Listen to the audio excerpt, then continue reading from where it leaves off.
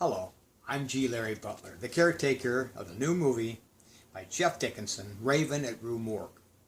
To commemorate this new film, I wish to read the legendary poem by Edgar Allan Poe, The Raven. Mr. Dickinson is influenced by Poe's poetry and prose to such an extent that Raven at Rue Morgue is an homage to the iconic essence of Poe's writing. Let us begin. The Raven. Once upon a midnight dreary, while I pondered weak and weary over many a quaint and curious volume of forgotten lore, while I nodded, nearly napping, suddenly there came a tapping, as if someone gently rapping at my chamber door. "'Tis some visitor," I muttered, tapping at my chamber door, "only this and nothing more." Ah, distinctly I remember it was a bleak December, and each separate dying ember wrought its ghost upon the floor. Eagerly I wished the morrow, vainly I had sought to borrow from my books a crease of sorrow, sorrow for the lost Lenore, for the rare and radiant maiden whom the angels name Lenore, nameless here forevermore. And the silken, sad, uncertain rustling of each purple curtain thrilled me, filled me with fantastic terrors never felt before, so that now, to still the beating of my heart, I stood repeating, "'Tis some visitor entreating entrance at my chamber door, some late visitor entreating entrance at my chamber door. This is it, and nothing more." Presently my soul grew stronger, hesitating then no longer. "Sir," said I, "or madam, truly your forgiveness I implore. But the fact is I am napping, and so gently you came rapping, and so faintly you came tapping at my chamber door, that I scarce was sure I heard you. Here I opened wide the door. Darkness there, and nothing more. Deep into the darkness peering, long I stood there wondering, fearing, doubting, dreaming dreams no mortal ever dared to dream before. But the silence was unbroken, and the stillness gave no token, and the only word there spoken was the whispered word, "Lenore." This I whispered, and an echo murmured back the word, "Lenore." Merely this, and nothing more. Back into the chamber turning, all my soul within me burning, soon again I heard a tapping, somewhat louder than before. "Surely," said I, "surely that is something at my window lattice. Let me see, then, what thereat is, and this mystery explore. Let my heart be still a moment, and this mystery explore. 'Tis the wind, and nothing more." Open here I flung the shutter, when, with many a flirt and flutter, in there stepped a stately raven of the saintly days of yore. Not the least obeisance made he, not a minute stopped or stayed he, but with mien of lord or lady perched above my chamber door, perched upon a bust of Pallas just above my chamber door, perched and sat, and nothing more. Then this ebony bird, beguiling my sad fancy into smiling, by the grave and stern decorum of the countenance it wore, "Though thy crest be shorn and shaven, thou," I said, "art sure no craven, ghastly, grim, an ancient raven wandering from the nightly shore.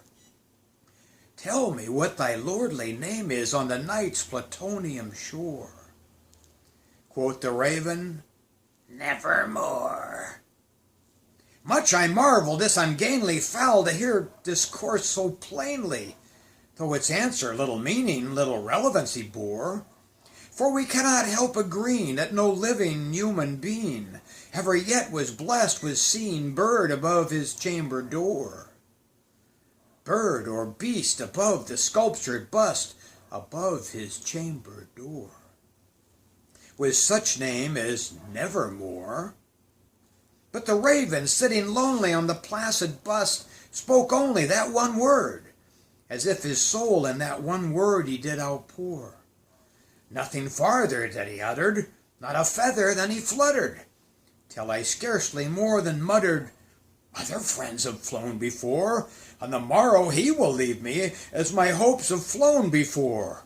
Then the bird said, "Nevermore." Startled at the stillness broken by reply so aptly spoken, "Doubtless," said I, "what it utters is its only stock and store, caught from some unhappy master, whom unmerciful disaster followed fast and followed faster, till his songs one burden bore, till the dirges of his hope that melancholy burden bore, of never, nevermore." But the raven still beguiling all my fancy into smiling, straight I wheeled a cushioned seat in front of bird and bust and door. Then upon the velvet sinking, I betook myself to linking fancy unto fancy, thinking what this ominous bird of yore, what this grim, ungainly, ghastly, gaunt, and ominous bird of yore meant in croaking nevermore. This I sat engaged in guessing, but no syllable expressing, to the fowl whose fiery eyes now burned into my bosom's core. This and more I sat divining, with my head at ease reclining on the cushion's velvet lining that the lamplight gloated o'er, but whose velvet lining, with the lamplight gloating o'er, she shall press, nevermore. Then methought the air grew denser, perfumed from an unseen censer, swung by seraphim whose footfalls tinkled on the tufted floor. "Wretch," I cried, "thy God hath lent thee, by these angels he has sent thee, respite, respite, and nepenthe from the memories of Lenore. Quaff, oh quaff this kind nepenthe, and forget this lost Lenore." Quoth the raven, "Nevermore." "Prophet," said I, "thing of evil, prophet still, if bird or devil, whether tempters sent or whether tempests tossed thee here ashore, desolate yet all undaunted, on this desert land enchanted, on this home by horror haunted, tell me truly, I implore. On this home by horror haunted, tell me truly, I implore. Is there balm in Gilead? Tell me, I implore." Quoth the raven, "Nevermore."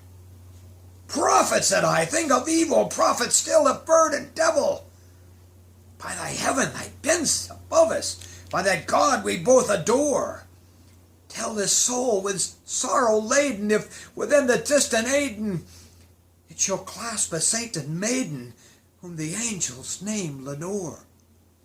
Clasp a rare and radiant maiden, whom the angels name Lenore." Quoth the raven, "Nevermore." "Be that word our sign of parting, bird or fiend," I shrieked, upstarting, "get thee back into the tempest and the night's plutonium shore. Leave no black plume as a token of thy lie thy soul has spoken. Leave my loneliness unbroken. Quit the bust above my door. Take thy beak from out my heart, and take thy form from off my door." Quoth the raven, "Nevermore." And the raven, never flitting, still is sitting